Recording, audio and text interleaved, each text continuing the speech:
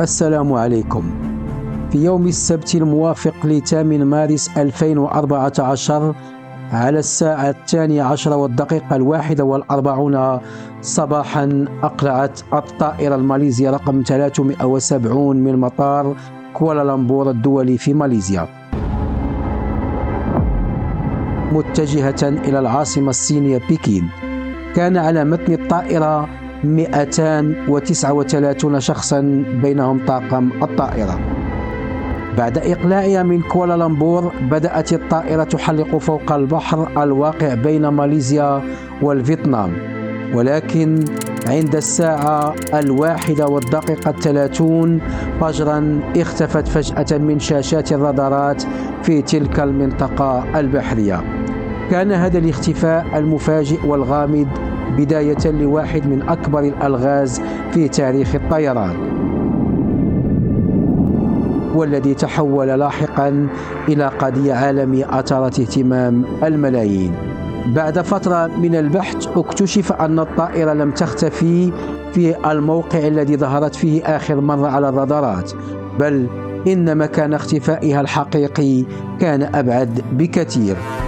عملية البحث عن الطائرة الماليزية 370 أصبحت واحدة من أكبر وأغلى عمليات البحث في التاريخ، حيث تجاوزت تكلفتها 200 مليون دولار أمريكي.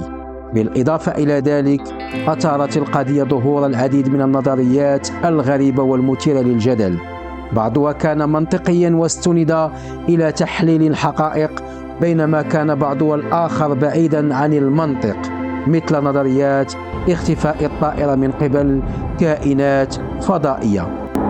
في هذا الفيديو سنستعرض قصة الطائرة من البداية إلى النهاية، وسنلقي نظرة على التحقيقات وعمليات البحث والنظريات التي أثيرت حولها.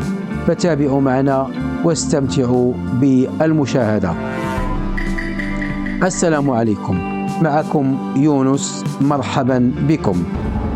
اختفاء الطائرة الماليزية 370، اللغز الأضخم في تاريخ الطيران. أعتقد أن معظمكم سمع عن الطائرة الماليزية 370 وقصتها، حتى ولو كان ذلك بشكل عابر في الأخبار. القصة انتشرت بشكل كبير وأثارت ضجة عالمية. كانت الرحلة المقررة للطائرة من العاصمة الماليزية كوالالمبور إلى العاصمة الصينية بكين. كان على متن الطائرة 12 فردا من الطاقم، منهم 10 مضيفين ومضيفات، بالإضافة إلى الطيار زهاري أحمد شاه ومساعده فارق عبد الحميد. أما الركاب فكان عددهم 237 شخصا، وكان الصينيون يمثلون العدد الأكبر بواقع 153 راكبا، وهو أمر طبيعي نظرا لأن الطائرة كانت متجهة إلى الصين، بينما كان عدد الركاب الماليزيين 50 شخصا والباقي من جنسيات مختلفة. كان من المقرر أن تقلع الرحلة في 8 مارس 2014، وقد أقلعت الطائرة بالفعل من مطار كوالالمبور في الساعة 12:41 صباحا. كانت الأحوال الجوية صافية، ولم تكن هناك أي عواصف أو ظروف جوية صعبة. عند الساعة 1 فجرا كانت الطائرة تحلق فوق البحر، وكانت على وشك مغادرة المجال الجوي الماليزي والدخول إلى المجال الجوي الفيتنامي. في هذه اللحظة كان على الطائرة أن تتواصل مع إدارة الملاحة الجوية الفيتنامية، حيث تنتقل مسؤولية مراقبة الطائرة إلى الجانب الفيتنامي. قام مراقبو الرادار الماليزيون بالتواصل مع الطائرة، وأخبروا القبطان بضرورة التواصل مع المراقبين الفيتناميين. رد القبطان بكلمة تمام، وكانت هذه آخر مرة يسمع فيها صوته. بعد هذه المحادثة بدقيقة ونصف اختفت إشارة الطائرة من الرادارات تماما. حدث الاختفاء في نقطة ما فوق البحر بين ماليزيا والفيتنام.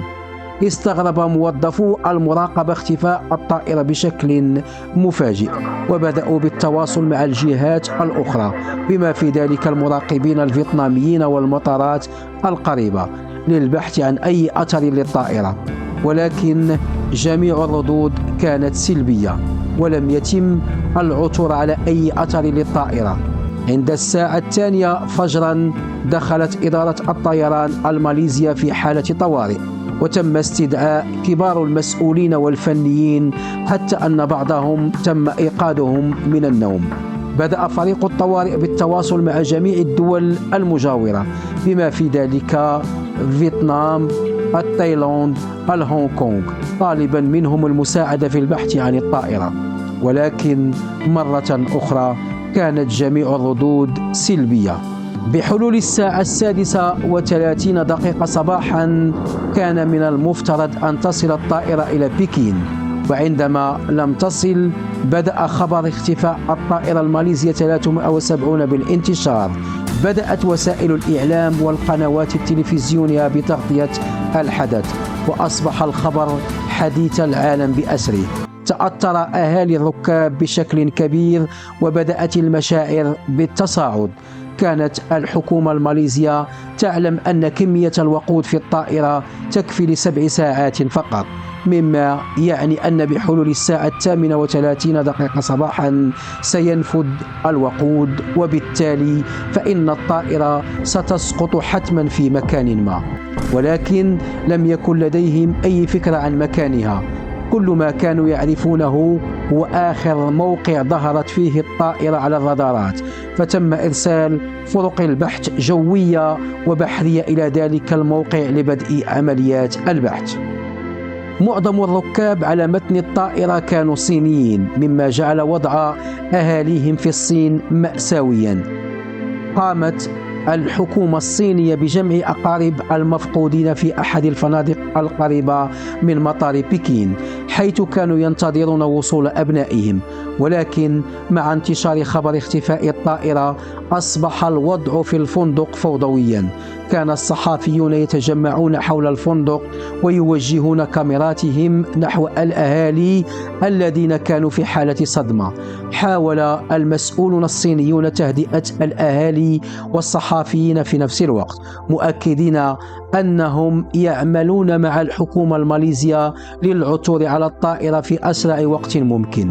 ولكن الوضع في الفندق كان شديد التوتر، حيث بدأ بعض الأهالي بالبكاء والصراخ محاولين التعبير عن مشاعر الحزن والغضب الذي كانت تملأ قلوبهم.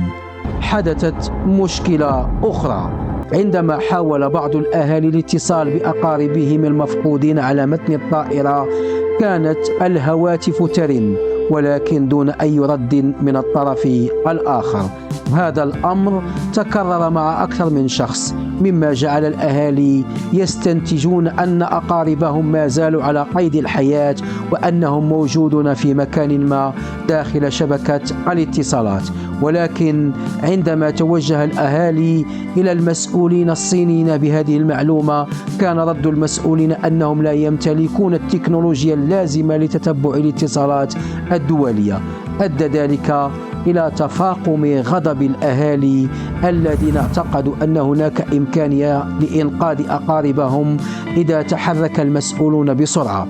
ولكن لاحقا كشفت شركات الاتصالات أن الأمر كان مجرد وهم، حيث أن الاتصالات الدولية تمر عبر خطوط كثيرة، مما قد يتسبب في رنين الهاتف دون أن يتم الرد. هذه كانت قصة اختفاء الطائرة الماليزية 370 التي لا تزال حتى اليوم واحدة من أكبر الألغاز في تاريخ الطيران. اليوم لا يزال بعض الأشخاص متمسكين بفكر أن هواتف أقاربهم كانت تعمل وتصدر رنينا، بينما كان المسؤولون يتقاعسون عن تتبعها. وبالطبع استمرت عمليات البحث، ولكن طوال ذلك اليوم الأول لم تجد فرق البحث أي أثر يذكر. وجاء اليوم التالي وهو 9 من مارس عام 2014، حيث استمرت عمليات البحث دون أن يتمكنوا من العثور على أي أثر للطائرة أو حطامها. كان الصحفيون يحاولون استخراج أي معلومات ممكنة من المسؤولين الماليزيين، ولكن رد المسؤولين كان دائما أن عمليات البحث والتحقيق مستمرة وأنهم يبذلون أقصى جهد ممكن. الشيء المحير في هذه القضية هو الاختفاء المفاجئ للطائرة. فكيف لطائرة حديثة تحتوي على عدة وسائل وأجهزة للتواصل مع العالم الخارجي أن تختفي بهذا الشكل المفاجئ؟ أول تفسير قد يخطر على البال هو أن الطائرة انفجرت أو تحطمت بشكل مفاجئ، ولكن ولو حدث ذلك لكانت فرق البحث قد عثرت على آثار للطائرة أو حطامها، فحطام الطائرة لا يختفي بهذه السهولة. والسؤال الذي يطرح نفسه: ما الشيء الذي يمكن أن يفجر الطائرة أو يحطمها بهذه السرعة؟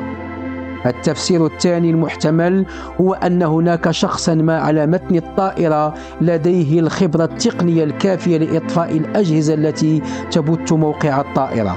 هناك جهازان في الطائرة يبثان موقعها، وهذه الأجهزة لا تنطفئ إلا إذا تم إطفاؤها يدويا. ولكن السؤال الذي يبقى: من الذي أطفأ هذه الأجهزة ولماذا فعل ذلك؟